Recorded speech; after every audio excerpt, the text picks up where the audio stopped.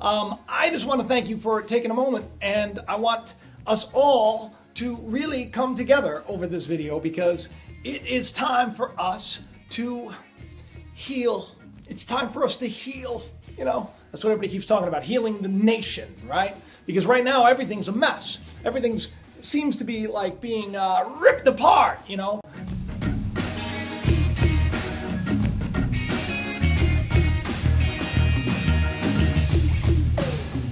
And it's spooky, right? That scares people, that bums people out. But, you know, it's not happening organically. You see, that's what we're going to find out today. It's not. There's a hidden hand behind all of this that is kind of pulling the strings. And I'm going to talk about one of them today. I'm going to talk about George Soros.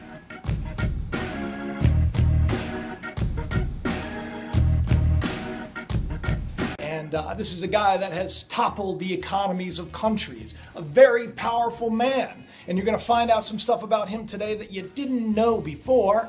And it may make you kind of maybe not like the guy so much, because he's behind all of this stuff that's going down right now. He's really behind it. He's been, you want to talk about the media that's owned by this, you know, global corporate entity.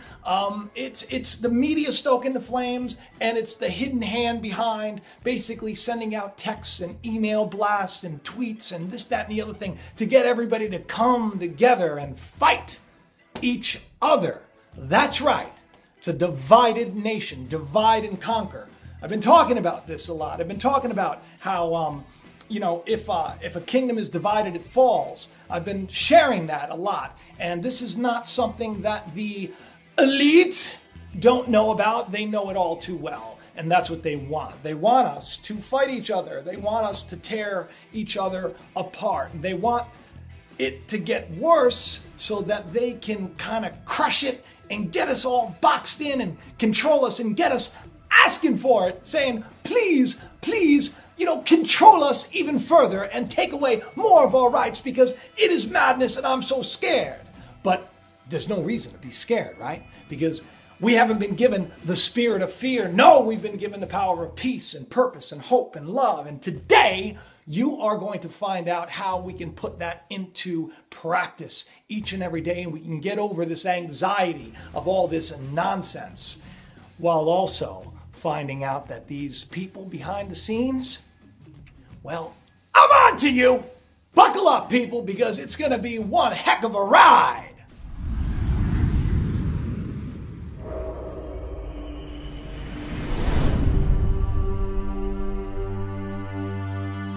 Okay, now that I have the, you know, the intro out of the way, I have been a little bummed out, I have to be honest. And I've been really praying a lot about all of this and thinking, you know, what can I do to make a difference? What can I do to kind of encourage people not to lose hope? Everybody is so scared about, you know, what's going on here with the old United States of America, right? What's going to happen with Trump as our president? And, you know, are we as a country going to come together, or are we going to destroy each other? Because it really does seem that we are on track to doing just that. But I want to tell you something. There are people that are actually orchestrating this behind the scenes. You see, this whole thing, I believe, and I'm sure I'm not the only one who has said this, was set up. It was set up from the beginning. It was set up that, you know, this country would be divided, and regardless of who won, there would be riots and there would be protests and everything else. And, you know, as I said in my last couple of videos, you know, having Trump win, well, that was just perfect, right? Because, you know, the fact that the popular vote went to Hillary and the electoral went to Trump, all of a sudden, you know, that's going to be a big issue. It was funny, I posted on my Facebook page, I said, oh, please, God, don't let it be one getting the popular and one getting the electoral, because that's what I felt was going to happen. I felt that the one who lost was going to win the popular and the one who won was going to win the electoral. And why would that be? Because it doesn't happen that often. But why would that be? Because that would further enrage people on both sides of these so-called issues, these so-called lines that don't exist, these lines that were drawn up by people that only want to control us. And keep us in line and really only want to take every little bit of blood, sweat, and tears we have so they can get richer and more powerful. George Soros being one of them.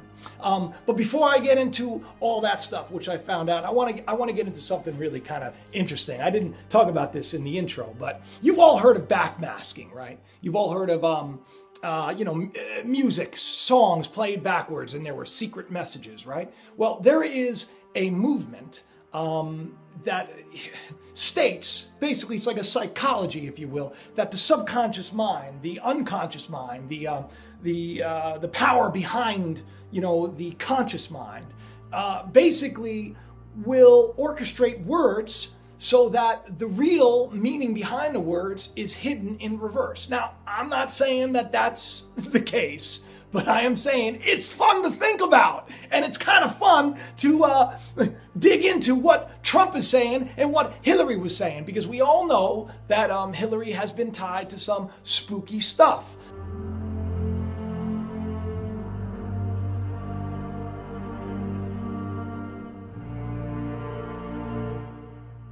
Like that performance artist, the one that likes to show people murdered and throw poop all over the place and write things in blood.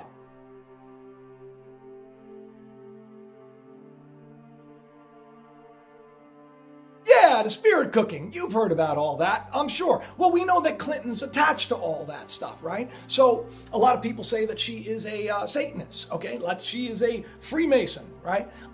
Side note about that before I forget. I forgot to put this in. There was, during the campaign, Trump, they tried to humiliate him, and they made the statue of him, like a sculpture of him where he was naked, right? And said the emperor has no, testicles, basically. But the weird thing is, the only thing he was wearing was a Masonic ring. I just wanted to point that out. I thought that was weird. Like, why would they put like a Masonic ring there?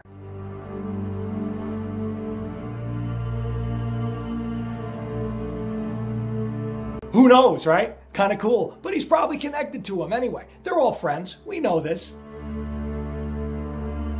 This backmasking, right? So I tried downloading some software so I could take the speech and, play it backwards and all that, and it just didn't work out, But then I said, you know what? I bet you there's a reason I stumbled across all this, and I bet you there's a reason. So I found this great site, reversespeech.com. Check it out, and this guy, this dude, he counsels people, and he really believes in it. And he basically took a lot of the Trump speech and a lot of the Hillary speech, and he played it backwards. And I got to tell you, Hillary and a lot of people connected to Hillary seem like they're saying Satan a lot.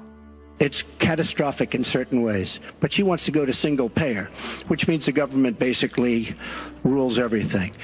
Hillary Clinton has been after this for years. Obamacare was the first step. Obamacare is a total disaster. To the train of Zen. To the train of Zen. To the train of Zen. You have been warning at rallies recently that this election is rigged and that Hillary Clinton is in the process of trying to steal it from you.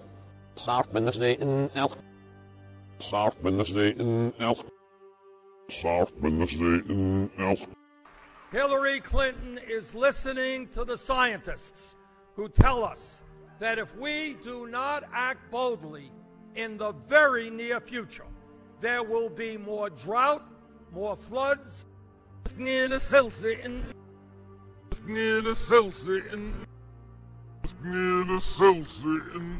I don't know. I don't know if there's anything to it, but it sure is kind of spooky, right? Where you see people saying, "Hail Satan," and look at me, how much I lie. See, that's the thing, is that we know Hillary has lied a lot. And I think it's interesting that when she's saying that, she's making these firm statements of how, she didn't do this and she won't do this, that basically in reverse, as, the guy at reversespeech.com would say, the subconscious mind was saying, look at me lie, look at me telling the story, look at you all falling for this nonsense.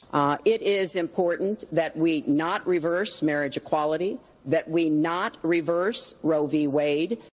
And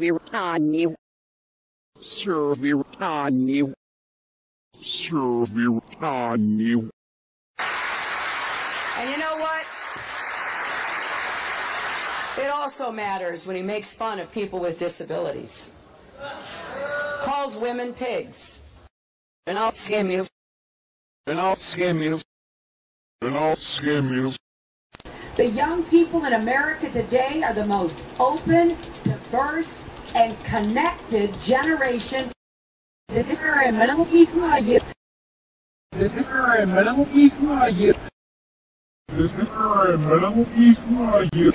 don't know. Whether there's something to it or not, I just find it kind of interesting, kind of cool. You know, I also find it kind of cool that The Simpsons predicted Trump winning. Yeah, I'm sure you found that. You know, the footage of, you know, Trump going down the elevator, doing the whole thing, and then this and that, and it turns out he actually did that, and then him giving the speech with the two flags behind, and you know, this was all predicted.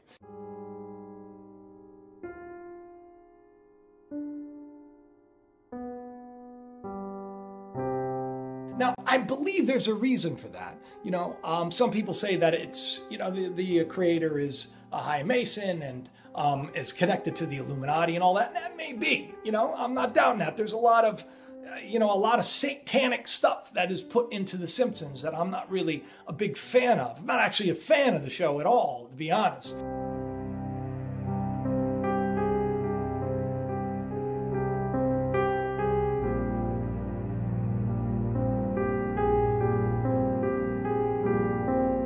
But what I do want to tell you is that, you know, we are all connected to a higher source, if you will, a spirit. You know, I like to call it God. It's not it's sometimes I like to refer to Gaia as the great inspiration, because, you know, we're all inspired. You know, every time I do a video, I spend a lot of time saying, you know, give me the word. What am I supposed to say?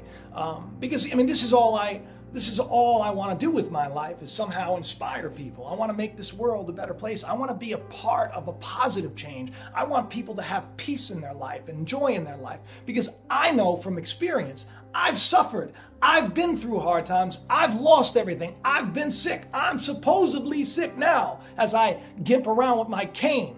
But the bottom line is that out of all that suffering, out of all that hardship, came this great joy that I have inside of me, and this great hope and this great power and peace that I know each and every single one of you possess. But when we get sucked into all this nonsense and this madness that's happening into the world, and we start pointing fingers at you guys are the bad people, and no, you guys are the bad people, and you're the racists, and you're this and you're that, man, when our eyes are filled with nothing but darkness, you know, our life and our heart is filled with darkness too. But whatever we put our perception onto, whatever we start to believe in, whatever we start to perceive, whatever we see, if we see the good in people, we will receive the good out of people. And that's what we need to start doing. We can't fall for all of this nonsense, this MoveOn.org, which is funded by George Soros.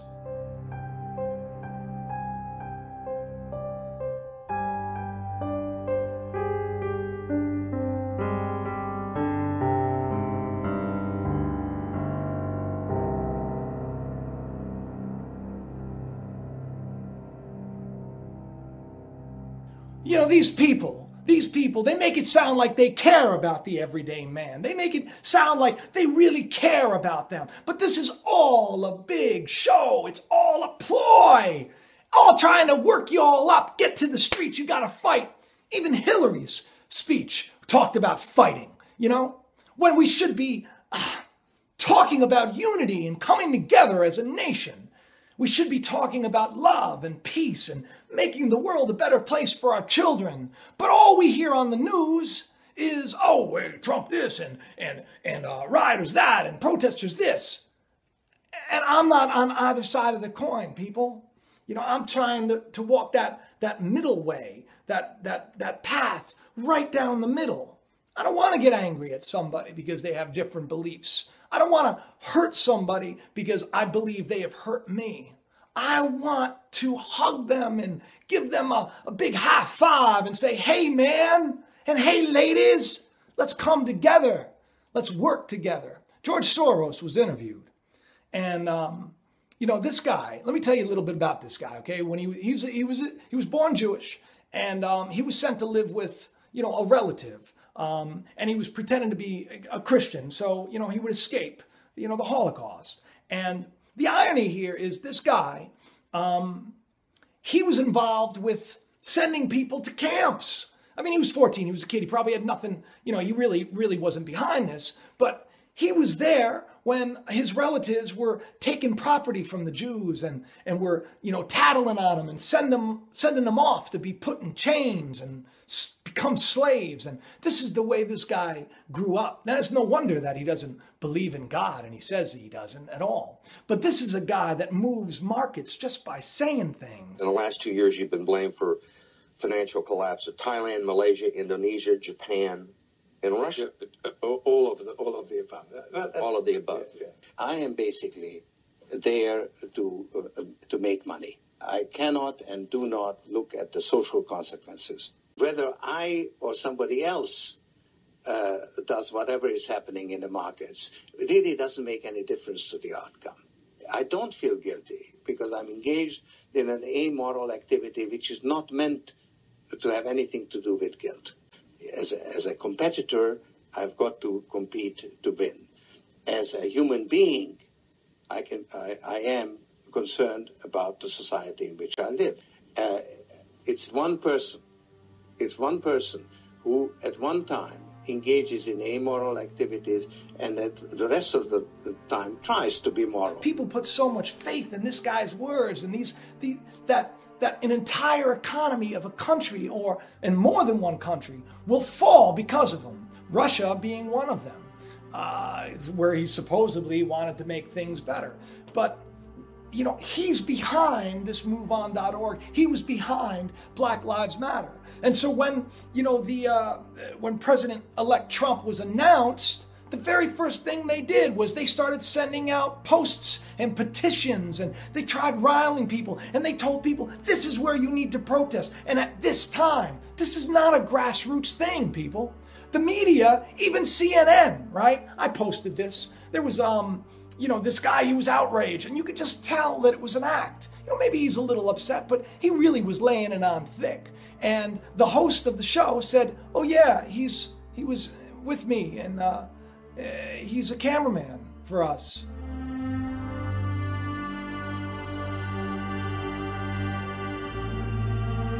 He knew him by his name. You know, I know because I've been in TV and I've been behind the scenes, and you don't do that. You don't put people on camera that you know. You just don't do it because people are expecting to see the everyday man that doesn't have an agenda. So this whole thing is rigged. Soros is a man who has said, I am amoral. Soros is a man who said, I don't have to worry about stuff like, you know, worrying about what is wrong and what is right. I cannot and do not look at the social consequences. I'm just worried about making money. Soros, the man that doesn't really feel bad that how many wars were fought because of advice that he, you know, basically laid on the table, or how many countries' economies and how many people suffered because he said, hey, I can make a buck here, so I can, you know, kind of manipulate the markets. Soros, who, you know, operates outside of any kind of regulation, who has no rules. This guy is the one that has people rioting on the streets and protesting on the streets. This is the guy and others that pay people, bust in to really provoke violence. We saw all that with the Veritas Project. We saw how corrupt this is. When are people on the streets gonna wake up? The fight is not between you and me. The fight is not between a Democrat or a Republican or a Libertarian or I don't care. The fight is within each and every one of us. It's about finding peace and about loving. And until we do this and until we submit to that, loving others as ourselves, doing unto others as we want done unto ourselves, this world is going to get worse. But we can be the change that makes things right by simply lighting that candle of hope into the hearts of people around you. We can do this, people. We can do this. We can make this world a better place. We don't have to be scared anymore of what's going to come, because change is coming. I know it. And I'm excited about it, because I want to tell you something. I want you each to think about this, because I know right now the times, they seem spooky, right? I want you to think about every hard, terrible thing that's ever happened in your life. Because, you know, without the manure, right, where would be the flowers? Without the suffering of the oyster, where would be the pearl? Without the smashing and the scraping and the pressing of the grape, where would be the sweet, sweet wine, people? Tribulation.